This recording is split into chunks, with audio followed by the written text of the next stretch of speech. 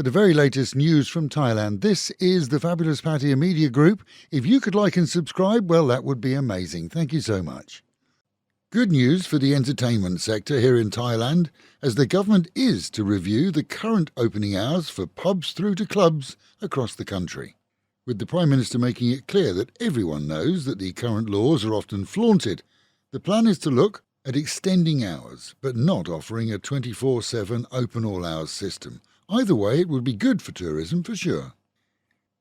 Reports yesterday on the 14-year-old who fired several dozen rounds in a Bangkok mall, killing 2 and leaving a handful injured, indicate that he'd been allowed to practice at a local gun range, despite claims in Thai media that the law prohibits anyone under the age of 20 from shooting at a range unless accompanied by a related adult. That then is being investigated as he's remanded to a juvenile detention centre and is undergoing psychiatric assessment. In a further revelation, it now appears that the 14-year-old called emergency services from the mall and after his shooting spree to hand himself in, hoping not to be shot himself, and in the knowledge that the crack teams were already on the premises. It was those at the call centre who told him to lay down his weapon and prepare to be arrested. Deputy Prime Minister Anutin plans to introduce new laws for approval that will finally control gun ownership in Thailand. Recent spates of violence and the increase in use of weapons in crimes have motivated the move, which would, if approved, see ownership of real and fake live weapons restricted to officials and lead to a gun amnesty for most of the estimated 10 million plus guns currently owned by the public, of which 40% are thought to be unregistered. As always, the argument will be that if banned, they will still be available within the criminal underworld. Bangkok's Huamark Sports Stadium is likely to remain closed for 9 months as engineers work to rebuild the roof, which collapsed during heavy storms this week. That occurred less than a quarter of an hour before the planned opening ceremony for the Female Wheelchair Basketball World Championship, and has also seen on-site engineers chastised for a lack of regular inspection. The all-fabric roof, similar to that in the O2 in London, has seen fabric damage and damage to the framework that supports it.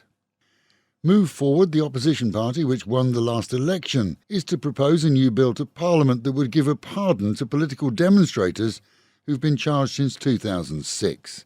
If approved, it would apply to anyone of any party or persuasion, excluding specifically those accused of lèse-majesté or civil servants of any description who may have exceeded their remit. And in Chiang Mai, police there have arrested a 58-year-old Norwegian on charges that he killed his 39-year-old Thai male wife. He denies the charges, claiming that a medical condition prevented him from having the strength to swing a knife. And as a third party came to their home, did the deed and fled. CCTV, though, from the home and local area is being checked, and police do doubt his claim. A 35-year Australian en route to Thailand was subdued by aircrew and other passengers after he stabbed an unrelated passenger with a fork. Alexei Fursov won't be revelling in the sun here, as the plane was halted in Moscow and he was removed by authorities.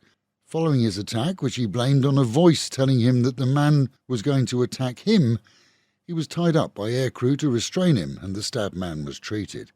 This, as reports from Taiwan tell us that passengers on a Vietjet flight this week from Bangkok reported a wandering white rat and baby otter.